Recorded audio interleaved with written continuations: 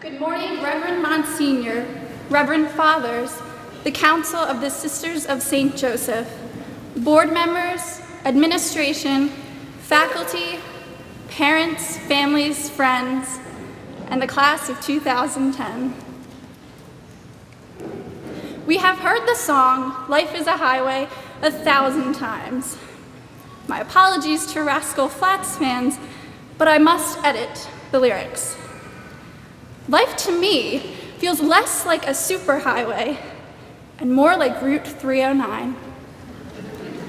Dangerous, thrilling, confusing, enormous, riddled with potholes, and never finished. Which exit should we take? Almost impossible to decide when we are only 6 inches from all the other cars around us. In truth, my life is much more like Bethlehem Pike than 309. Slower, safer, annoying stopping and starting, but some good food along the way. My mother cringes at the thought of my driving alone on 309. She calls it the death chute.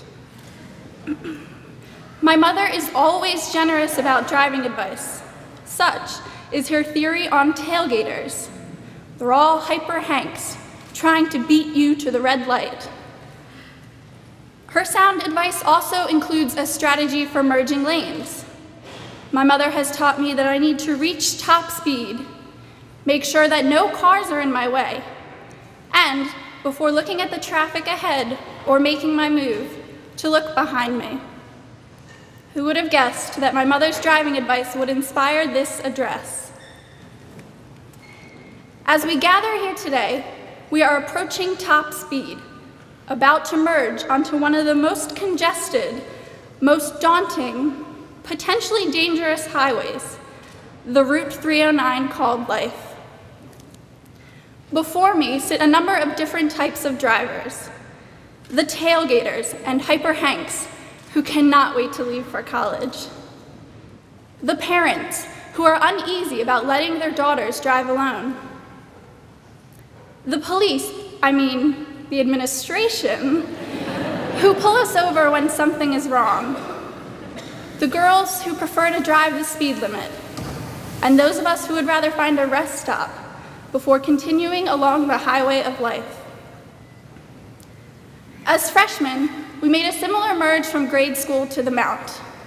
Despite our differences, we all chose the same road, one that women have been driving for the past 150 years.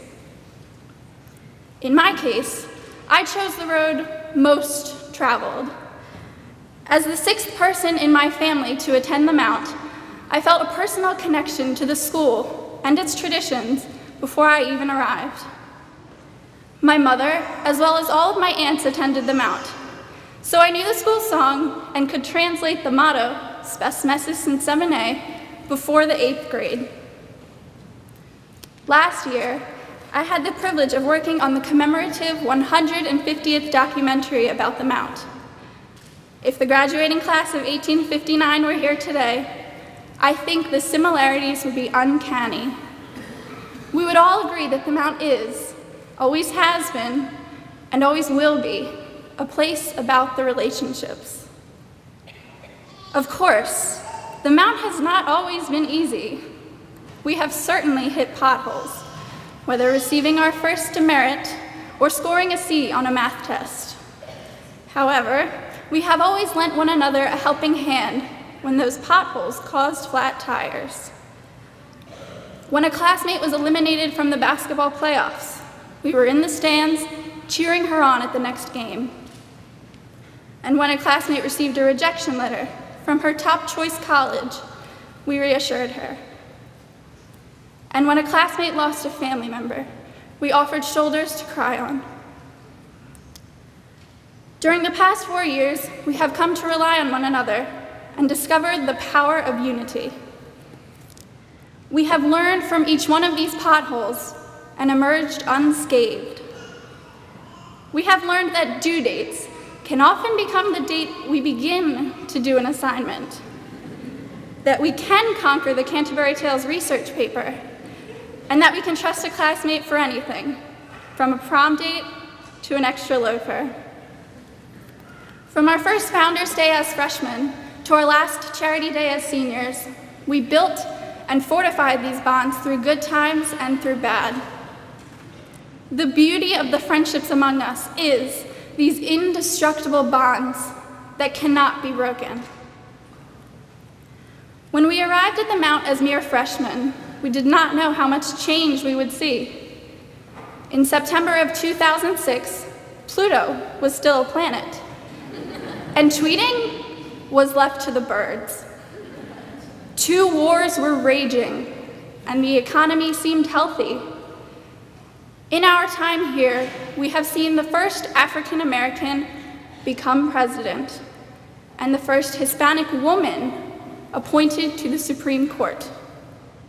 Change has been all around us, in our world and in our own halls.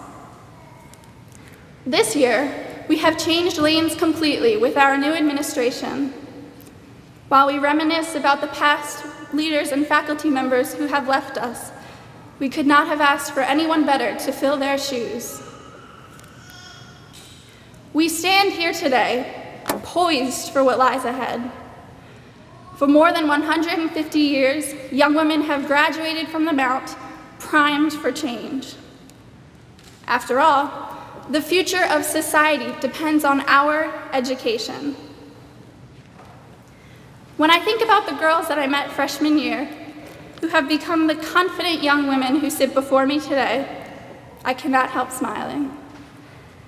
I have seen the timid girl become the determined 2020 member, the aspiring singer become the Broadway-bound star, the generous girl become the leader on service trips to Mississippi, and the most dedicated girl become the unstoppable championship rower. The Mount has provided each and every one of us with invaluable experiences. For these, we owe many thank yous. Though we do not always show our gratitude, we are thankful for each and every one of you who has helped us along the journey. Our parents, our families, our administration, our teachers, our classmates, and of course, our faith. You have become our GPS system because sometimes we get lost. Faithfully, you have been there to suggest routes and ensure we take the correct exit ramps. And on the rare occasions when your advice does not work out, we turn to God, the omnipotent GPS, to guide us when traffic is heavy. God calms our nail-biting parents, watching their daughters drive away. And God guides us, the nervous drivers, when we are lost and do not want to admit that we don't know where to go. We have counted on each of you to know when to offer quiet, or perhaps not so quiet, direction. To our parents, give up the wheel and let us drive. We may receive a ticket, we may have a fender bender, we may even need you to repair our cars and our egos.